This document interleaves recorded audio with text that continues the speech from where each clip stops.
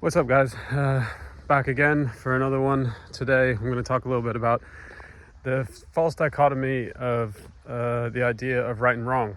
And it's kind of ironic even in saying it, because I'm saying there's a falsehood, and I'm later on going to go on to say that there's truth and false are kind of a mistake. But it's a good illustration of the nature of the language which underlies the way that we express ourselves, which leads us to sort of logical inconsistency, and on a sort of expanded fractal scale, huge problems in society. So, okay, truth and false.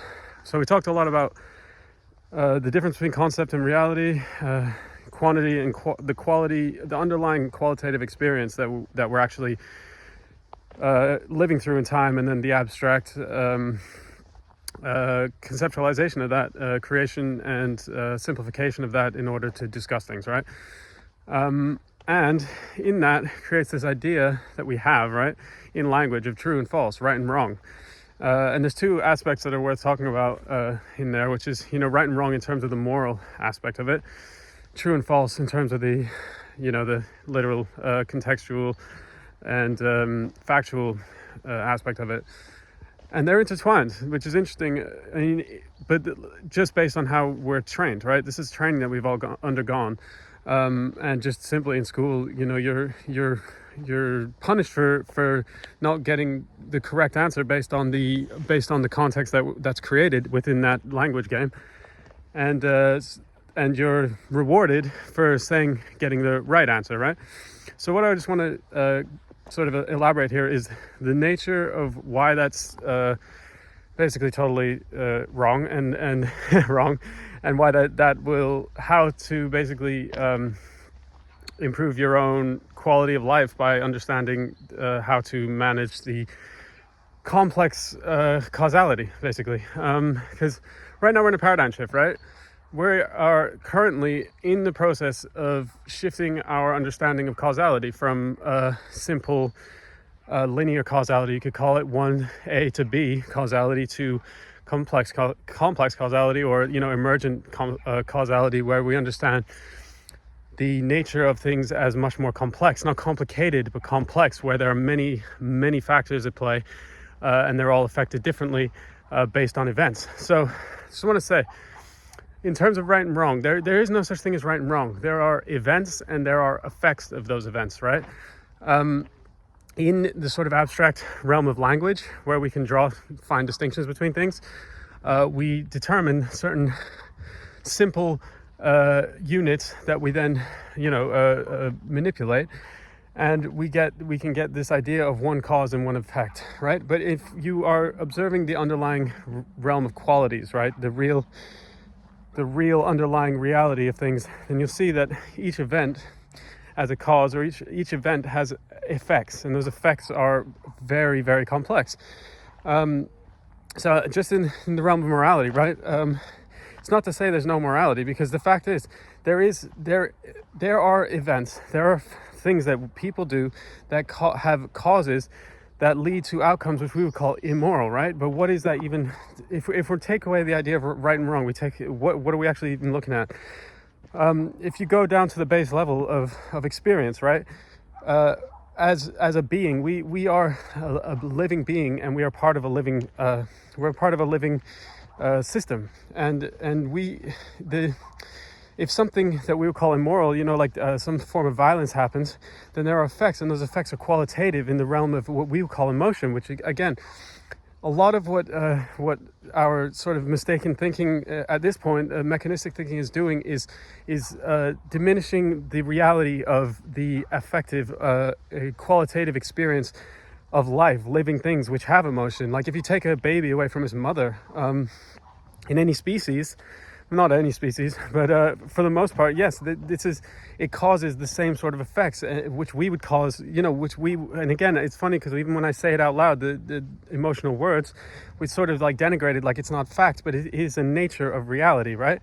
So if we're looking at really underlying what morality is, without the concepts of right and wrong, taking away this sort of simplistic and also based in authority and obedience form of language that we use, then what we see is that things that really at root morality is about either the proliferation, the support of life, or its diminution, right? The destruction of life.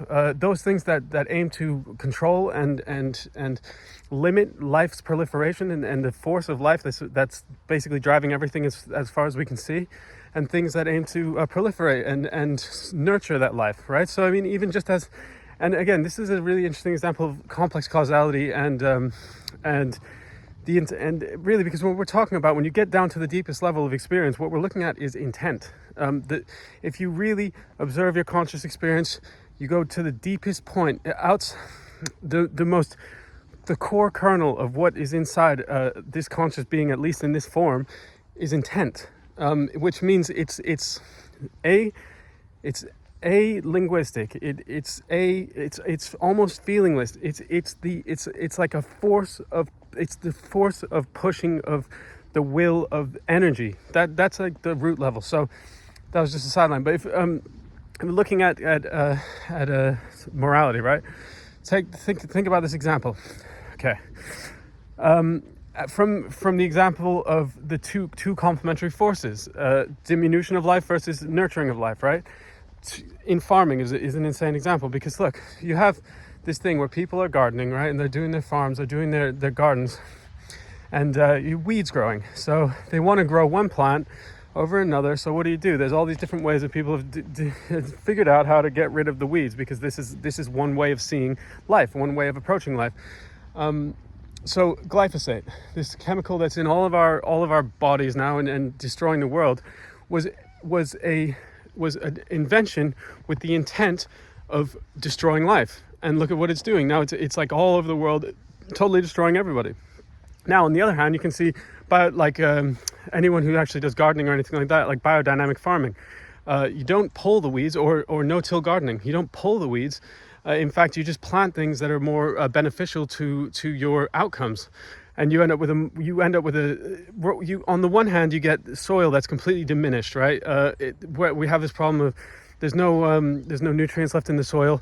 Not only that, it's poison, so like you can't grow other plants in it because it's got this fucking chemical in it that is so good at destroying things. On the other hand, the more you farm using biodynamic methods or using no-till methods, the more nutrients the soil actually grows over time.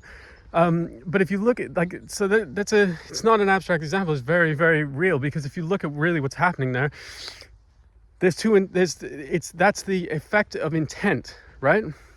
And my point is that when it comes to morality and all this stuff, there is a basis for morality that completely takes away right and wrong. There's no such thing as right and wrong. That's right and wrong is a concept based on the idea of correctness, based on law, and basically based on obedience and authority, right? The reality is very complex, right? It's extremely complex, but the really interesting ways to go about it are by observing intent. And this is one thing that I'm saying to you people who are listening to this, and anyone who's listening this far, respect to you. And nice one in the comments, people who put some really super intelligent comments. And I really am happy for that. And apologies if I haven't replied yet, but I've got 2 kids and I'm fairly busy, but I will reply. And yeah, respect, guys. But the point is that when you take away all the layers of language and all the layers of training and all the layers of obedience, what you get down to is intent. And why I'm bringing this up is because this is literally the most valuable, important thing for anyone who's trying to do anything, but also for the whole world in general, for us to understand it. If we want to really create a better world, we need to get down to the realm of our own intent.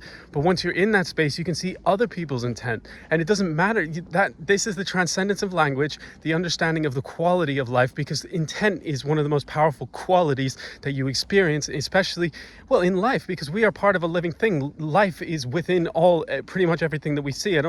Anything that is outside of life is just like a tool. But the tool is created with an intent, and so intent, the nature of intent or will is deeply within everything. And when I say there's no right and wrong, I'm not saying that there isn't any base for morality. But what I'm saying is that it's not in language, it's not in words, and it can't be defined, but it can be observed in all cases. Language mostly is used for subterfuge, for lying, for deception on the intent of things, because the intent is obvious, not only in the cause but in the effects, like what I'm saying with glyphosate and versus biodynamic farming. You see, the intent is destruction, and destruction's the result. So if you like that, give it a like, and see you on the next